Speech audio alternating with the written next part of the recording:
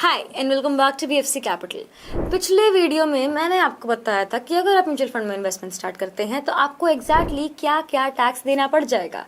आज की वीडियो भी कुछ उसी से रिलेटेड है, मगर आज की वीडियो में मैं आपको बताऊंगी कि अगर आप म्यूचुअल फंड में इन्वेस्टमेंट स्टार्ट करते हैं तो आपको क्या फीस देनी पड़ जाएगी। शुरू करते हैं आज की वीडियो को बिना किसी देरी के। एंड तक ध्यान से देखिएगा ताकि आप कोई भी पॉइंट मिस आउट ना करते हो। अच्छा, बहुत से लोगों का मन में ये सवाल होता है कि अगर मैं म्यूचुअल फंड में पैसा लगाता हूँ तो क्या मुझे कोई ब्रोकरेज फीस देनी पड़ जाएगी। सबसे पहले तो मैं आपका ये वहम दूर कर दूं, brokerage is not the right term.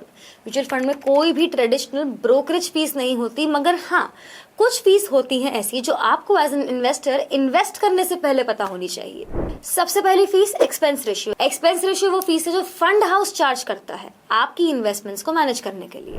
SEBI के अकॉर्डिंग इक्विटी फंड्स का मैक्सिमम एक्सपेंस रेशियो हो सकता है 2.25% तक का एंड डेट फंड्स का 2.00% तक का। और एक और बात सुन लीजिए, ये जो एक्सपेंस रेशियो होता है ये फंड के AUM के अकॉर्डिंग होता है, यानी कि जितना कम फंड का AUM है, एसेट्स अंडर मैनेजमेंट है, उतना ही ज्यादा एक्सपेंस रेशियो होगा एंड वाइस वर्सा। जहां तक एक्सपेंस रेशियो की बात है, ये वो चार्ज है, ये वो फीस है that you pay to avail professional management of your investment. तो मेरा सजेशन इस केस में यही होगा कि you focus more on the returns the scheme is generating rather than the expense ratio it is charging. Also एक और बात ये भी है कि there is no data available जो ये दिखाता हो कि अगर किसी फंड का एक्सपेंस रेशियो कम है तो उसके रिटर्न्स ज्यादा होंगी। तो एक्सपेंस रेशियो की चिंता करना with reference to the returns मेरे हिसाब से बेफिजूल है। आइए मैं आपको यही चीज एग्जांपल की मदद से दिखा ही देती हूँ। फॉर एग्जांपल, अगर आपने SBI मैग्नम मिड कैप में सिर्फ कम एक्सपेंस रेशियो देख के, यानी कि 1.66 का एक्सपेंस रेशियो देखकर इन्वेस्टमेंट किया होता तो आपको 1 ईयर रिटर्न मिलते 15.76% के। बट अगर आप वहीं बंधन मिड कैप पे अपना पैसा इन्वेस्ट करते हैं जिसका एक्सपेंस रेशियो है 2.07% का, which is more than SBI magnum, तो आपको ईयरली रिटर्न मिलता 24.54% का।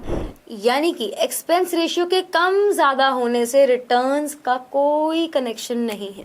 Next we have exit load. Exit load ऐसी फीस है जो आप पे करते हैं अगर आप अपने म्यूचुअल फंड की यूनिट्स को एक स्पेसिफाइड टाइम पीरियड से पहले विड्रॉ कर लेते हैं। एग्जिट लोड का मेन पर्पस यही होता है कि ये इन्वेस्टर्स को डिस्करेज करता है फॉर प्री मैच्योर विड्रॉल। ये चार्ज यूजुअली 0.25% से लेके 1% तक का होता है रिडेम्पशन वैल्यू पे। याद रखिएगा, रिडेम्पशन वैल्यू पे, इन्वेस्टमेंट वैल्यू पे नहीं। यानी कि जो अमाउंट आप रिडीम करते हैं उस पे ये चार्ज लगता है, जो अमाउंट आपने इन्वेस्ट किया है उस पे नहीं लगता। इक्विटी फंड्स के केस में अगर आप 1 साल के अंदर अपने म्यूचुअल फंड यूनिट्स को विड्रॉ कर रहे हैं तो आपको एग्जिट लोड देना पड़ जाता है, जबकि डेट फंड्स में अलग अलग फंड्स की अलग अलग एग्जिट लोड पॉलिसीज हैं। तो अगर आप डेट फंड्स में इन्वेस्ट कर रहे हैं और आपको उनकी एग्जिट लोड पॉलिसीज जाननी है किसी भी फंड की, तो आप कमेंट सेक्शन में हमें जरूर बताइए and will try to get back to you with the right answer.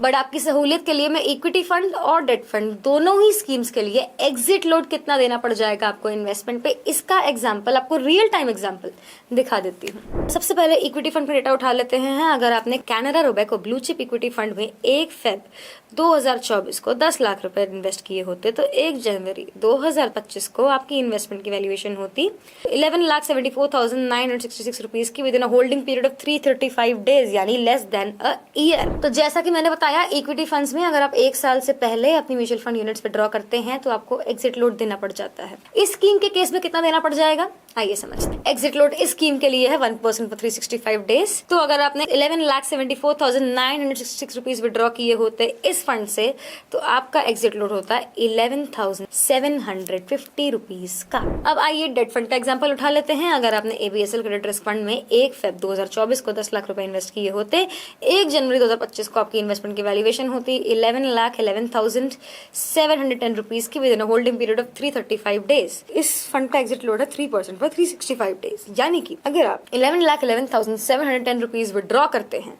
तो आपको 33,351 रुपीज एज एग्जिट लोड देना पड़ जाएगा।